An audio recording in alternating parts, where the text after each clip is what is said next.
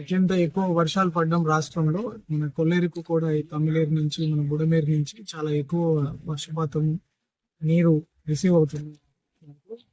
ఈ లంక గ్రామాలు ఇంకా కొంచెం ఈ వరద తాకిడికి గురయ్యే అవకాశం ఉంది.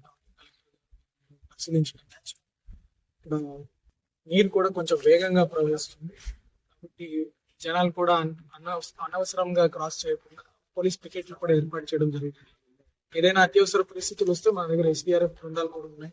ప్రజలకి మన సైడ్ నుంచి ఒక అడ్వైస్ ఏమంటే ఏదైనా చిన్న చిన్న అవసరాలకి అనవసరంగా ఏదైతే వాగు ఇట్లా మనం వరద ప్రవాహం ఉందో దాన్ని క్రాస్ చేయడానికి ట్రై చేయొద్దు.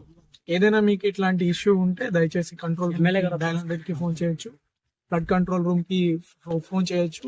మీకు ఈ బోట్ ద్వారా పెద్ద బోట్ ద్వారా సహాయం మీ దగ్గరికే వస్తుంది. కానీ మీరు రిస్క్ తీసుకొని ప్రాణాలకి రిస్క్ పెట్టి పోవద్దు.